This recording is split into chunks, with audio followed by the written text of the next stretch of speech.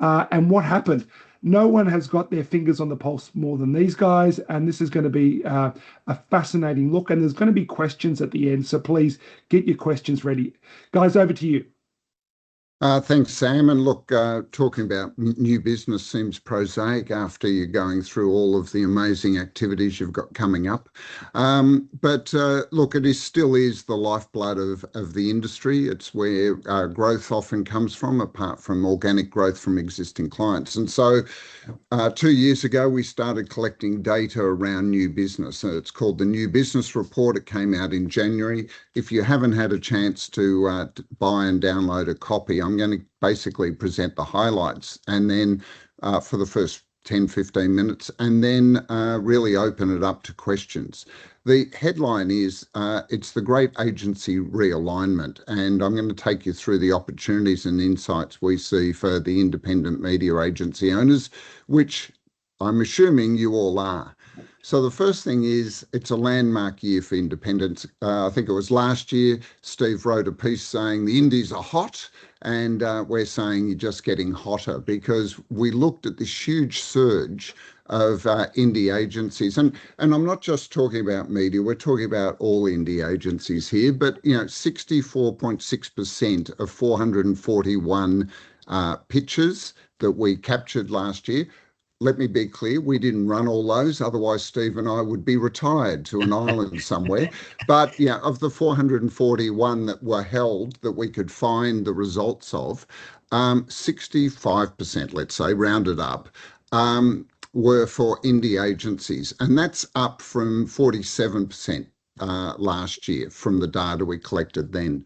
The thing is that there's a clear client mandate. They are looking for founder-led agility and senior level accountability. And what we mean by that is, while a lot of the times we hear the indies talking about, our ability to bring people in and nurture them and creating great work environments, look, all that's important.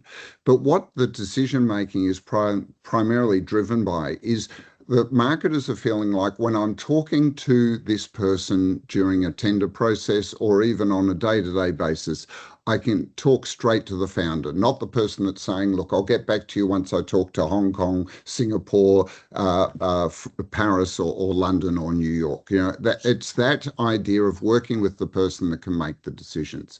So for media agency owners, this means more business is being funneled through these independent shops, rather than traditional networks. And that's what we saw in the numbers. Now, we didn't capture billings. We know RECMA and Convergence are doing that. Our personal thing is because we're looking at both creative media, PR, technology, it was largely irrelevant. So we're talking about whole numbers of pitches, not necessarily revenue here, just to be clear. Okay. Where the money's moving. Here's the top sectors for pitches last year. Food product manufacturing, 39 pitches. Tourism, travel and accommodation, 38. Banking and financial services, 33. Healthcare, beauty, 26. And technology, 21. These are really dominant categories that had a lot of moving around last year. And we're expecting a lot of those to continue. They're primarily categories that are going through a huge disruption, huge competition, but also in some cases significant growth. So the good thing about our report is, if nothing else, you can put it in your calendar when someone won a piece of business, and then 3 years later know that you should go sniffing around that client because they'll probably be coming up for another pitch if it's a 3-year contract. Okay, the service shift from pipes to poetry, and this is the big thing we're seeing. We're seeing the big networks consolidating. We've got WPP Media, the Omnicom IPG takeover, I call it. I don't know why they keep calling it a merger, but they took it over, is consolidating, and everyone's talking about building these platforms of data and technology that clients can just plug into. The thing is that only appeals to a certain part of the market, and that's the very large global clients, all the ones that are members of the World Federation of Advertisers out of Brussels. That's that type of client that they're playing to. In every market, There's a significant number of clients that aren't that. And what they're looking for is they're looking for agencies that can actually fulfill their particular needs. And this is where we're saying we're going from the big network, plug and play platform, and then the specialists. Now, beyond media, we saw that in PR and social, but it was really interesting because last year we saw a lot of specialist pitches outside of media. It makes us think that in media, they're looking for something that's a specialist, whether that is you're a specialist in a category, you're well known for a particular skill set such as acquisition or whatever. Being known is really important. That's where the poetry comes in. Being known and being really skilled and having a reputation for that. Also, a lot of your indie creative PR digital shops are looking for media partners to be able to bundle together and work together. And we've already seen that a number of times. It hasn't necessarily worked well because I think most of the time it's done on a handshake agreement. But if you formalise that, you could get some really powerful offerings for the larger advertisers in a single market such as Australia.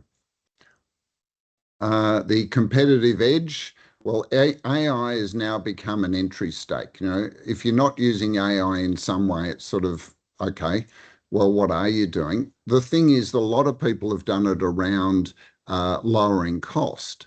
But in actual fact, there's a real focus for marketers on performance as well. Just buying it cheap isn't as good as buying someone that performs well. And Stephen, you've often said, brains over brawn. AI-enabled brains is going to outperform AI-enabled brawn because all that does is buy you cheap. So the winning formula for agencies is you have to prove agility backed by technology to be outscaled, but you're going to always be better off being the brains in the room.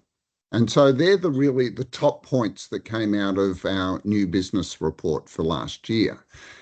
As far as things that you can do going forward, maintain an active profile on our agency register, because last year in December, probably a little prematurely, we launched our AI search, but this allows marketers and procurement to be able to search for agencies using an AI. So if you've got an active, up-to-date profile, you're going to be more likely to come to the top of that list.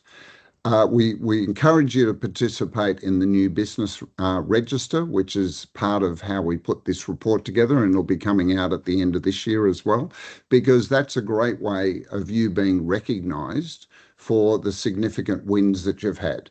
And don't feel like a smaller client isn't as significant, because we're not looking, as I said, at billings, we're looking at the number of wins, because that shows momentum. Make sure you're aligning with high volume growth categories. In fact, become a specialist in those high volume growth categories. Create ways of being known for having skills and expertise in those areas. State of the pitch, it's closed at the moment. The report comes out in just after Easter in early April, but it will open again on the 30th of June. We need to get that feedback on good behaviour, bad behaviour in the pitch process, because change will not occur. And we've got some exciting innovations there, engaging with some high profile marketers to provide feedback to the poor performing pitch marketers. And then demonstrate human-led strategic intelligence over AI execution. And really, this is your competitive advantage over these platforms that the big holdcos are building. Human-led strategic intelligence. Demonstrate the brains you have in your business and their ability to work with your clients to create real performance and outcome. And the other one is leverage our agency operational index. That is a methodology to get feedback on, is your business currently set up for growth? And that's a confidential process that you go through. It's a series of questions that you ask, and then we assess where the strengths and weaknesses are in your business. So look, that's the top line. That's 10 minutes of going through the top line. Hopefully it's stimulated some questions that you may have, because Stephen's here to answer them, aren't you, Stephen? Yeah, far away. All right. I'll jump in. How are you, Darren? How are you, Stephen? It's been a little while.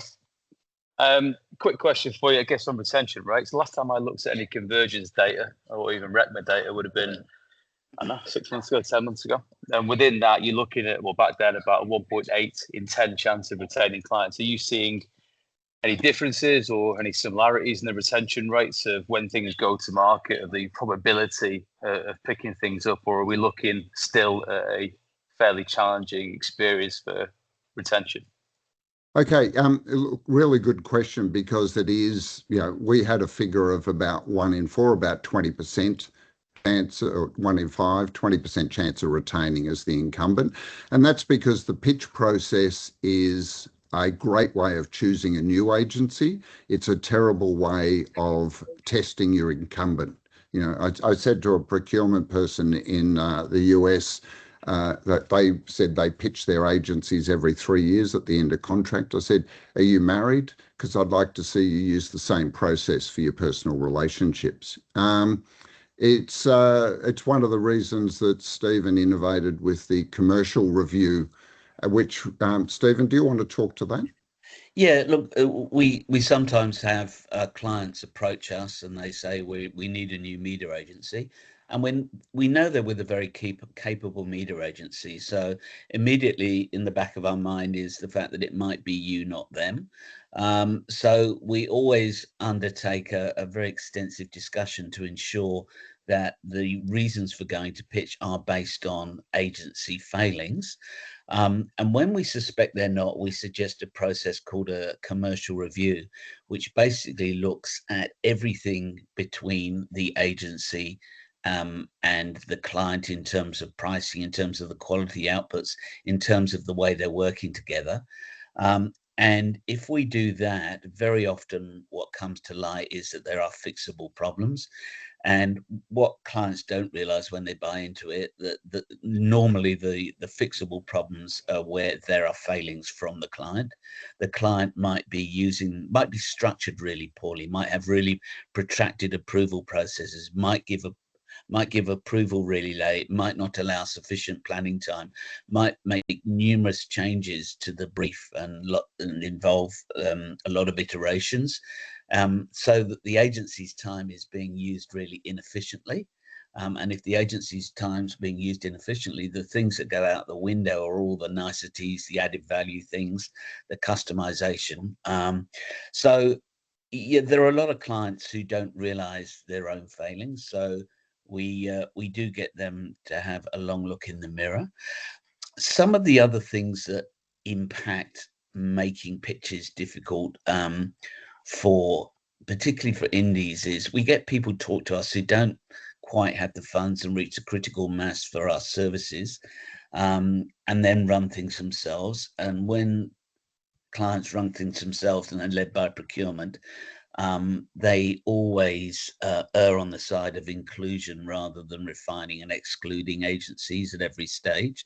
So instead of the principles we use, which are a long list, moving to 6 for credentials, moving to normally 2 or 3 for the final stage where a lot of work is involved, they will throw 9 into credentials and keep 5 or 6 at a stage which is using and deploying a lot of agency time to deliver a quality response. So procurement make pitches inefficient, time-consuming, expensive process for agencies, and that's one of the things we do. We hold them to account and we say, no, you can only take 6, no, you can only take 3.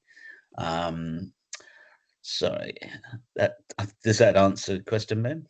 Yeah, it sounds like we're facing a similar landscape, to be fair, which is good and bad in both sides of the coin, really, isn't it? So opportunity, but equally a bit of risk. Yeah. I would say if you're an incumbent and the client comes to you and says that they're running a pitch, you need to very carefully work out the reasons for the pitch. And if they say we're reasonably happy, but we're testing you to market, I would then talk to them. And there's an article on our website about this, why it is so much harder for the incumbent than a new agency. And make them aware that if they really do value the relationship, that the pitch is not the best way of testing it. There's so many other ways of doing it. Tends not to be successful in the heat of battle, though, does it? But I understand the point. Yeah, well, I mean, because if you're in the pitch, suddenly you've got, to Stephen's point, there could be 8 other people promising them the world, which you can't do.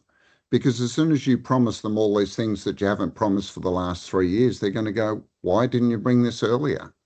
And largely you don't do it because you know that they don't either have the culture or the capabilities to be able to do half of it. And we all know, there's another article just recently, so many clients are being fooled by these outrageous promises that are getting made that there's no chance of it being delivered. Well, I don't want to hog the floor here because there's a lot of people here, but I ask a very quick follow-up question to your point there, Darren. You speak to a lot of marketers and a lot of different categories. Are you seeing not a change, but the capability, the level of experience? Obviously, we've seen it in the agency side over a period of time, but from a client point of view, are you seeing less experience in that field and therefore susceptible to poorer decision making? Well, so what's actually happening is the CMO doesn't have, or the head of marketing doesn't have time to run a pitch and doesn't think it's important enough. So while they may make the decision to go to tender, go out to the market to tender, it ends up being run by someone in middle management. And that's why the whole industry thinks that there's only one way to run a pitch. We've got 9 or 10 different ways to run pitches that scale the level of time and effort required to the size of the prize. But no one's bothered because they all think, oh, you just run a pitch by inviting a dozen agencies that you found on Google or your friends told you are good and they use them, give them all a brief of some sort, get them to come back with a proposal and then go for the cheapest. We always have a conversation with the client about what the incumbent agency has to do to retain the business. And we seriously question whether they should take the incumbent agency through if they can't find an answer and can't articulate that. Yeah. With larger pieces of business, clients get very nervous about an incumbent agency not being part of the process from the early stages because of fear of dropping the ball. So, there are those things, but we really try to make sure they can explain to us how an incumbent can retain the business. So there's some delicate issues to balance there. And some agencies have been known to drop the ball a bit if they're not participating in truth. So there is some validity in their concern. Any other questions? Hi, guys. It's Fergus. Thanks, Darren and Steve. Appreciate the overview of the report. Can you, just trying to get my head around what else is in the report? Obviously, you've got some headline figures as far as, independence and some of the reasons for success. Is it a breakdown of all the different pitches that have been won or lost over the year and by categories? You go into quite a lot of detail, doesn't it? It goes by client, category, successful agency, and the disciplines that the tender was run about. That's the detail that was captured during the year. That was captured from a number of different sources. And so then we started analysing that to see what trends there were. Because we started this the year before. The trouble is the data capture methodology wasn't as broad as we went with in the second year, because what we found is the industry loves talking about the big pictures, which is why Convergence and RECMA do so well. But we were after a really holistic view, a total view of the market. Even then, we know we're still light on project-based pitches. And in fact, we had some great feedback from some indies. One indie had participated in almost 100 pitches last year, 100. But around 70 of those were for projects that were worth next to nothing. So, you know, this is how the industry is. It's not just that the pitches are run badly. Clients are running full pitches for, you know, we want you to plan one campaign. We want you to do just one, you know, can you take over our Facebook campaigns, you know, or whatever is being pitched at the moment. And it's hugely consuming for everyone. Yeah, great. All right, I'll have a bigger look. Thanks.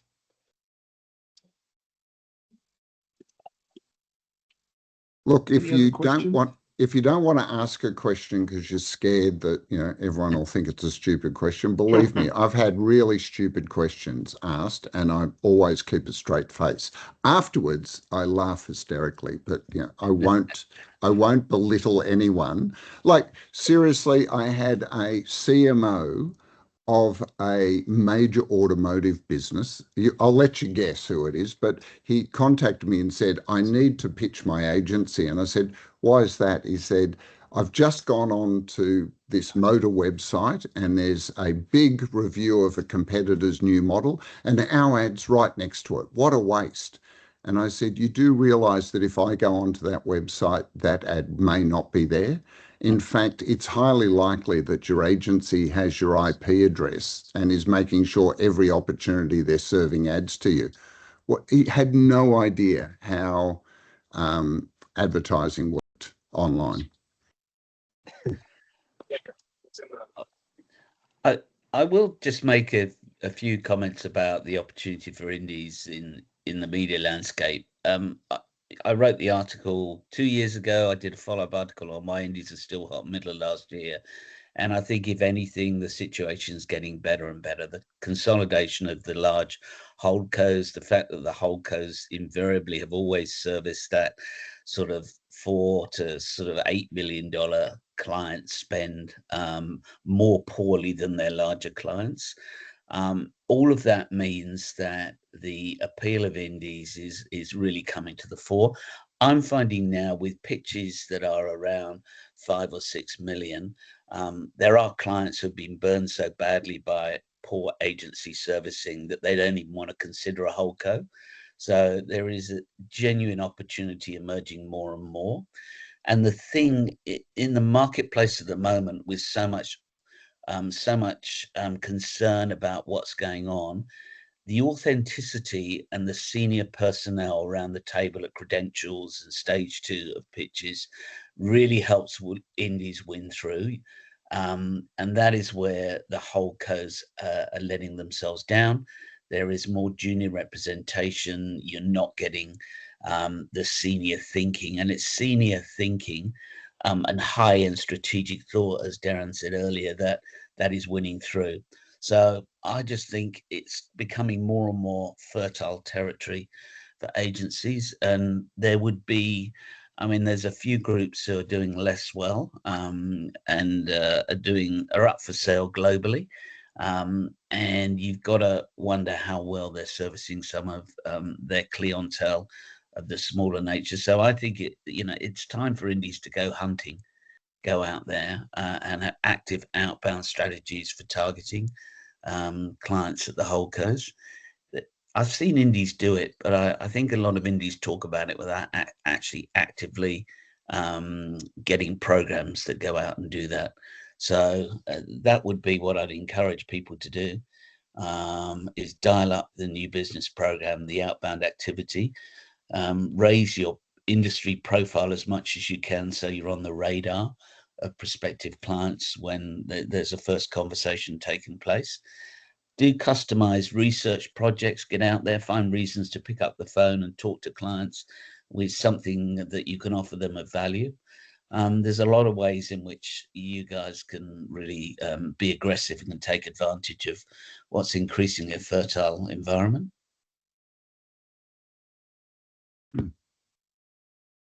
Steve, what about in-housing? So I missed the start. I'm not sure if you covered in-housing at the start, but is that something that you're talking to? Look, in-housing has weakened the holdcos on their clients, because some of them have been caught out with quite hefty digital rates and a bit of arbitrage, and they've lost the business to in-housing. We've supported clients who have only 5 or 6 million in-housing digital services. It's a lot easier for them to do now. There's more staff around. The technology issues are far simpler these days. And when they can see an immediate saving on some of their inventory, perhaps on YouTube or the open web, of 30 or 40% from what the agency might have been charging them, there's an immediate sort of price point advantage. So there's been a massive increase in smaller clients now being able to in-house their business. The problem, I mean, for the holdcos is once that business is in-house, that revenue stream is lost forever. It rarely comes back out. With 72, 73, 74% of all funds in digital, that means that some of the holdcos are really they're really minimizing their business opportunity, because they suddenly only have a revenue stream against 26% of a client's billings. So I think it's really undermining the client's position. The other sort of factor that is undermining the holdcos is the fact that once a client takes a digital in-house, they're no longer reliant on that black box of tools that the holdco agency might have engaged them with to determine where funds go. They're turning to independent market mix modeling, such as Mutinex or Profit, and that is seen as a central source of truth for where they should be spending their money. Clients have far more confidence in sales linked to spend that market mix modeling is based on than some of the audience data coming out of the walled gardens in particular. So there's this situation of holdco's position being undermined.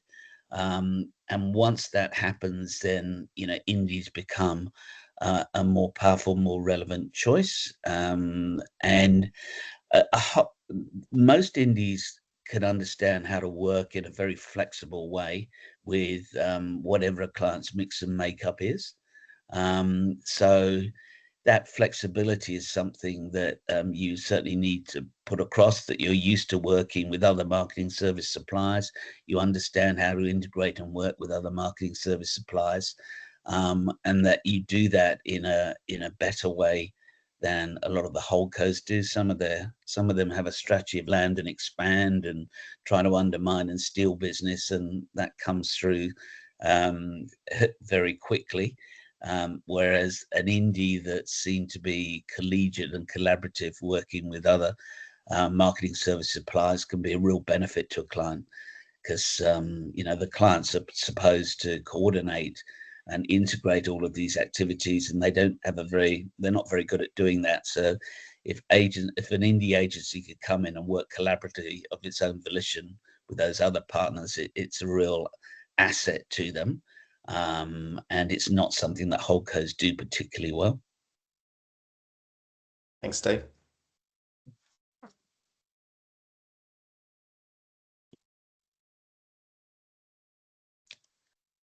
Any other questions, guys? Yeah, just wondering about. Sorry, go ahead. Sorry, I'll wait. You go.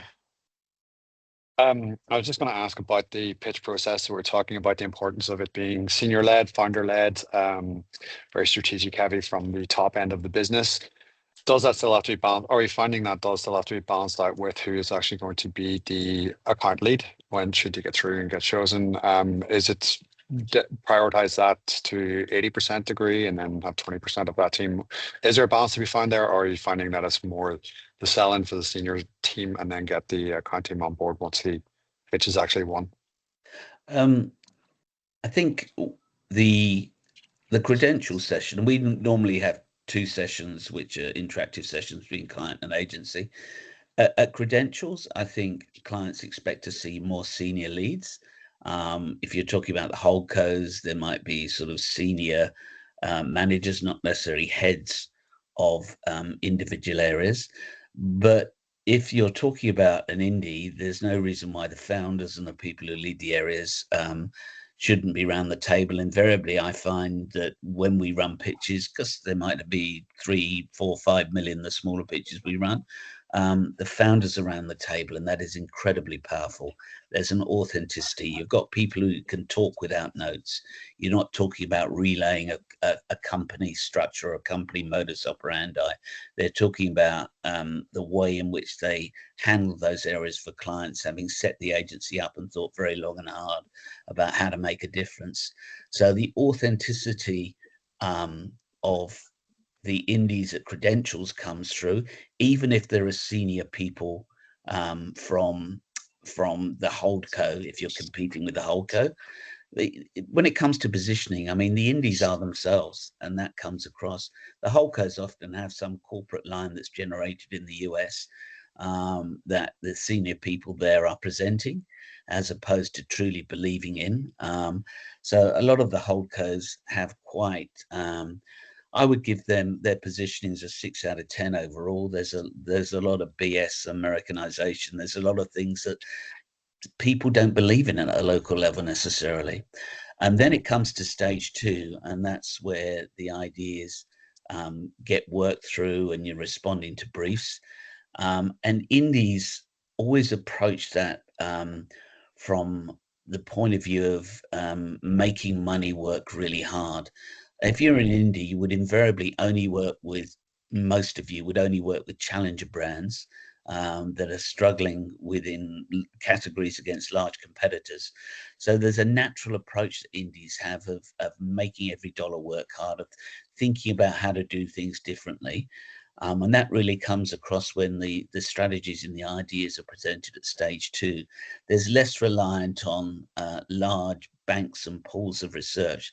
There's more reliance on customized thinking and real creativity in terms of the approach. And ultimately that wins through. I mean, I haven't seen anything less than $6 million. I haven't seen a holdco win a pitch for the last few years that I've worked on. Indies won them all. So yeah. Don't say that, Steve. You'll be accused of being biased. Just one of the things. Sorry, Steve, but one of the things I'd say is if a client's asking who's going to actually be working on my business, that's a really good buying signal. And I'd say that should be asked further down the funnel. You know, as Steve said, 6 to 3. If they're asking it up front, a great response to that is we would really need to understand your specific requirements and culture so we could best match that person to your needs.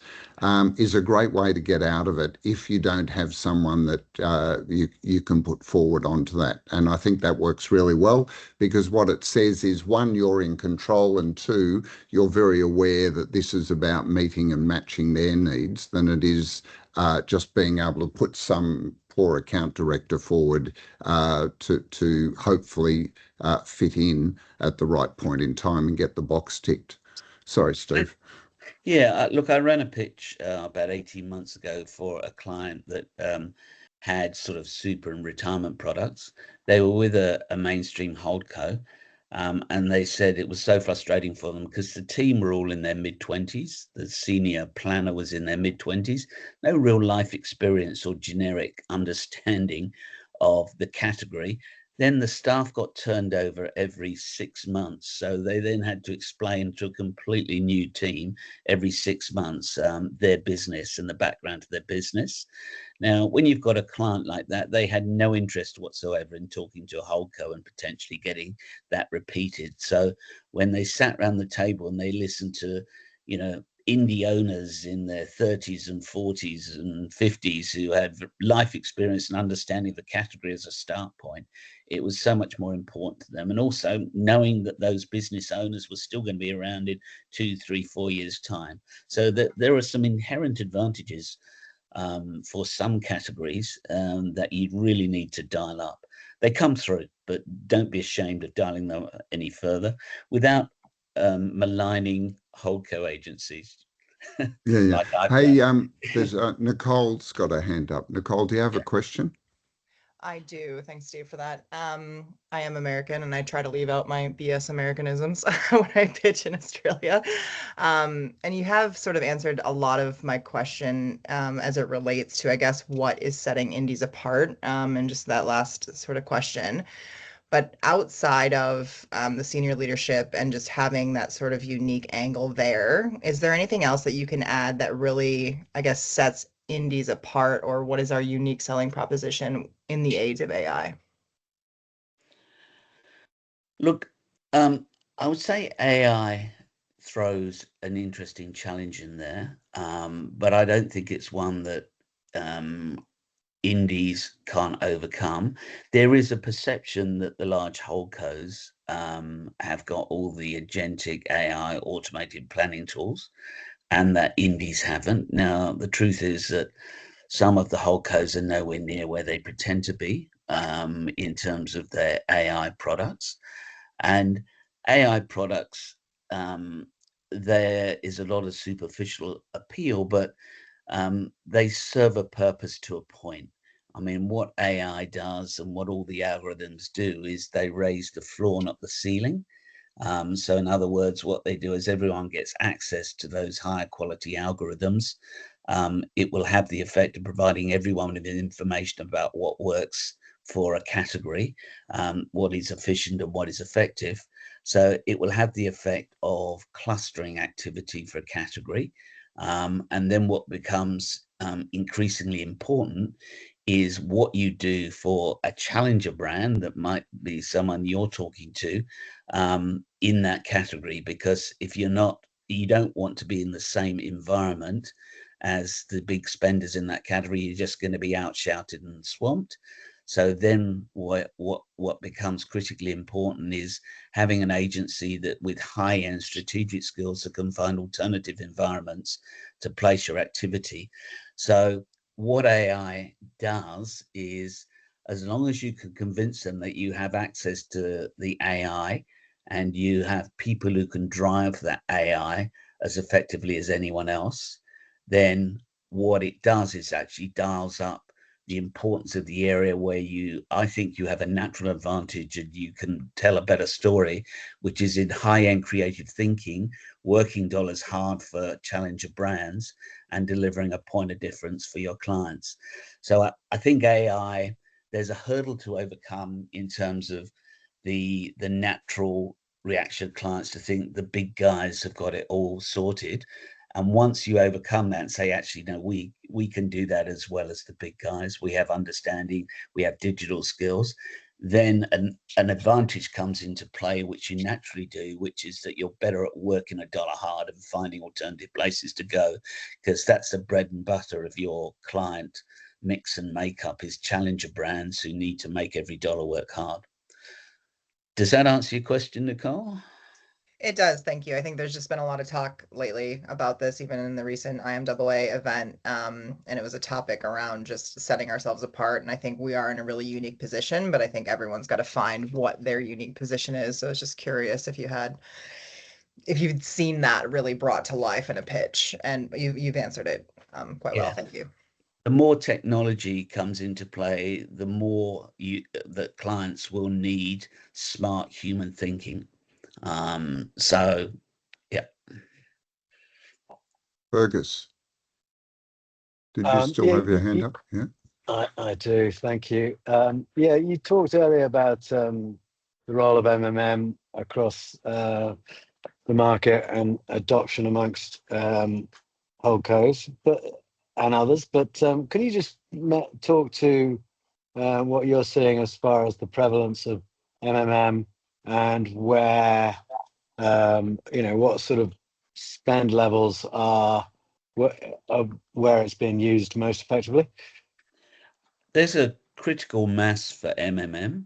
I think the likes of Mutinix and Profit and the more sophisticated contemporary MM products will acknowledge that clients with spends around a couple of million don't reach a level of critical mass where it can become valid. But and I've had a number of meetings with Henry, but you're probably talking about clients with 5 million plus, as long as it's not really fragmented, being able to start to tap into market mix modeling and get reliable feedback and information. You do need obviously a pretty solid base of information before you can start extracting those findings. It tends to work, and you talk to the guys at Mucinex, they know which categories they struggle with. It tends to work for some categories and not others. So spend isn't the only determinant. I mean, when you have categories, say universities and students, where your target audience effectively turns over every 12 months, then you're not talking about tracking individuals and building long-term patterns of behavior. You're talking about tracking types of audience, but types of audience and quite volatile audiences with those young people that change what they do and how they think on a timescale that's accelerated compared to most other audiences. So categories like that don't translate well. But I mean, some of you will have clients spending $5 million who use market mix modeling, I assume. No one's going to put their hand up. Yeah, we're not. Justin nodded there. We I haven't can got see any of that size. Yeah. So yeah, look, it's an interesting one. I think what really is becoming more and more on the outer as market mix modeling grows are the agency optimization tools. The put all the information in the slightly dubious data that's now emanating from the walled gardens, and then get an optimization recommendation out of that. Computer says this. So I think agency clients are questioning more and more those automated planning tools of the agencies.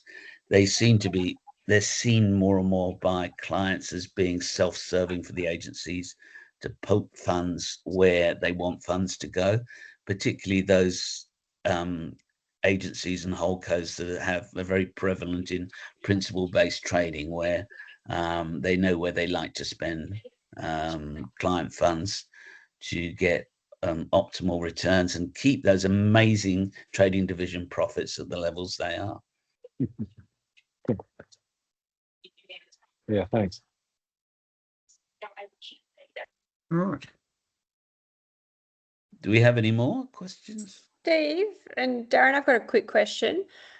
What are you seeing from a conflict point of view? So a lot of Great question. Clients ask about conflicts as opposed to being an expert in something. They're more worried about conflict, even if it's so far removed. What's your take on it and thoughts, and how are you sort of talking to clients about it? So, Margie, a great question, because there's been a real shift. There will always be insecure, petty clients that are nervous and want to have you fully engaged, only focused on their business. But there is a growing number, and it could be a generational shift, that are much more open to, yeah, sure, it's okay, because there's not a lot of direct competition. If we're in the telco business, of course, the four big players may say, yeah, that's a conflict. But then there's a whole lot of resellers that are actually reselling any one of those four players anyway, and they don't have a problem with that, because it's going direct to the same bottom line. So that's really, it is still a case by case. It's a really important question to ask up front. One of the things that we did with our agency register is that we ask people, who are your clients?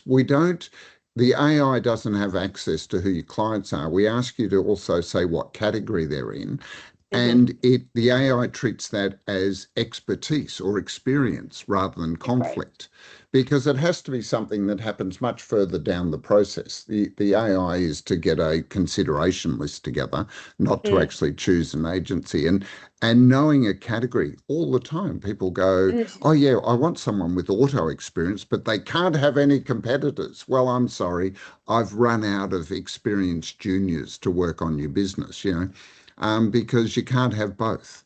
Either people are working in the category or they're not. And I think, it's something that you should be playing to. If you can build a expertise in, say, hospitality, when you think of it that broadly, it could be an airline, hotels, restaurant chains, all sorts of things all fit under hospitality.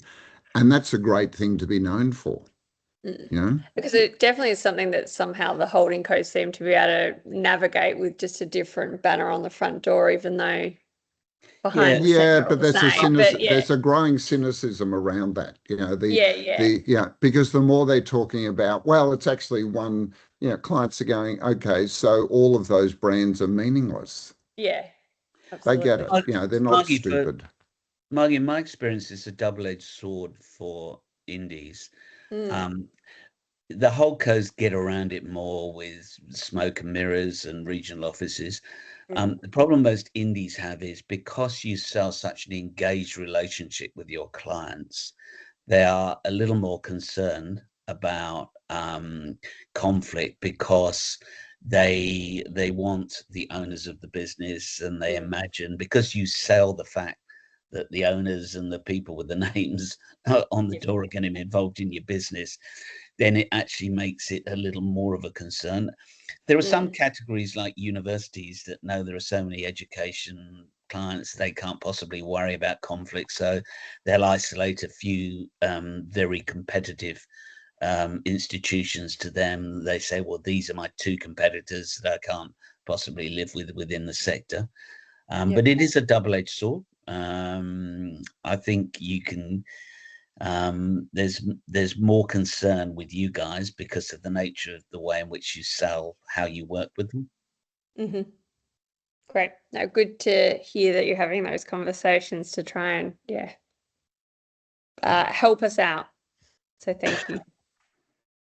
As I said, good thing to qualify up front when someone comes to talk to you is, do they value experience? And look, the fact of the matter is it's got nothing to do with security.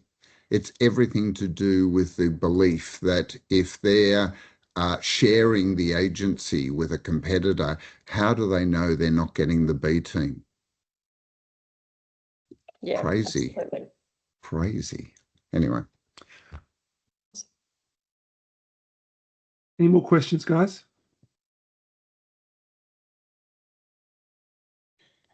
We're done. One from me. What's your tips and suggestions to ensure we don't waste our time in terms of pitches? We've had a few that then either got pulled kind of a few weeks in, pretty much, of course, after we finished the deck and everything, or where we sort of pitched and then there was no response and we actually think it never kind of went anywhere for anyone. Just to try and qualify those out somehow, or anything you'd suggest. I know that charging a fee to pitch was something that's raised, but I don't think it's practical.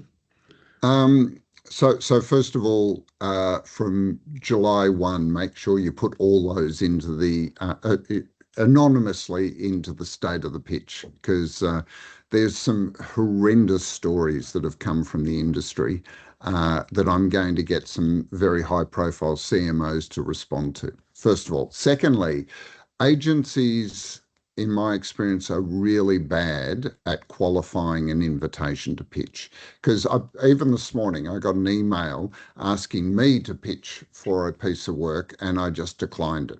And I declined it because of the reputation of the client. And I told them, I'm declining this because of your reputation in market. Okay. You need to qualify a pitch. Remember, you're being invited to tender. You're not being forced to.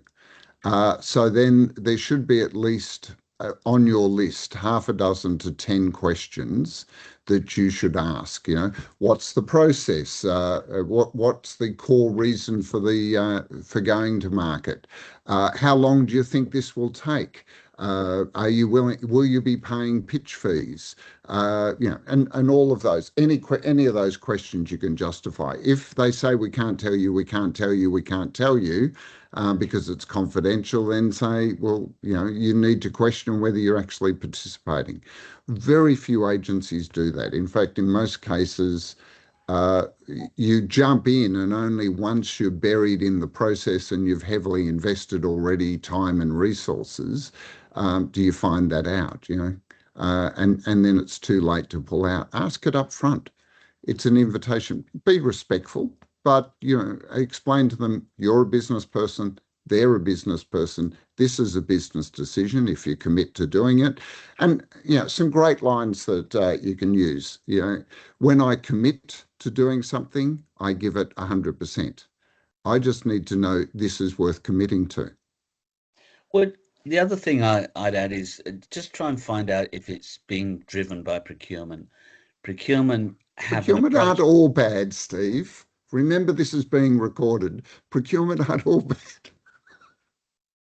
Yeah, I actually find, I mean, this is our own experience, when procurement's involved, it's actually not a waste of time. It's when, I don't know, a marketing team decide to, it's all, I mean, you know, the ones that are, I think they're fishing for ideas, but then it doesn't go anywhere.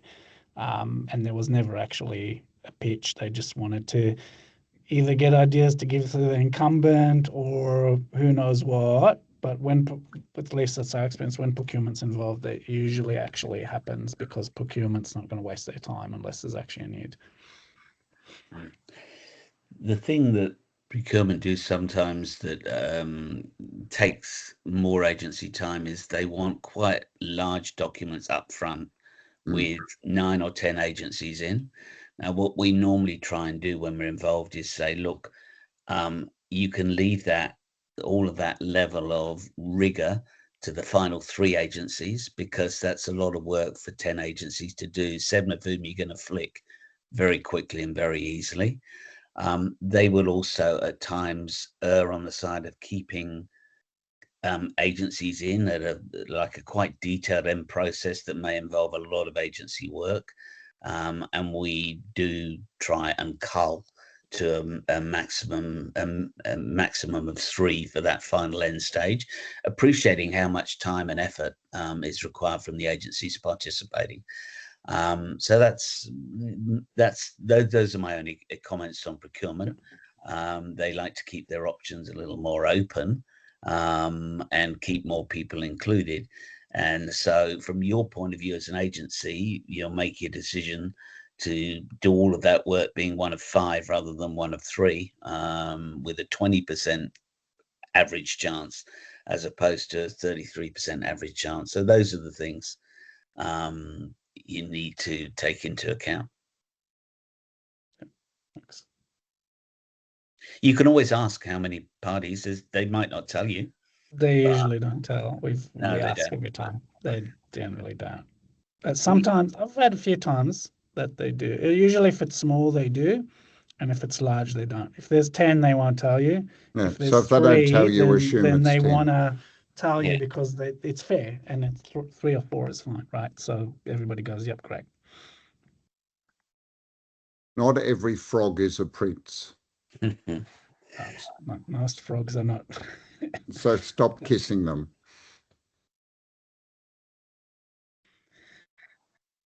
Any more questions? Well, I think that's a wrap, guys. Everyone, a big thank you. You go. I was just going to say thank you, but yeah. I'm just saying thank you on behalf of everyone. Darren Wooley and Stephen Wright, thank you to NTP3 for your support of the independent sector. And thank you, everyone. Finally, Clean Up Australia Day. That's happening in a couple of weeks. If your agency is not involved, get involved. It's great for your staff. And finally, you should receive an invitation to the Northern Territory First Nations immersion trip this afternoon. So take serious consideration. That's a once-in-a-lifetime experience. Check it out. Thank you, everyone, for tuning in. Have a great day. Cheers, guys. Thanks, guys.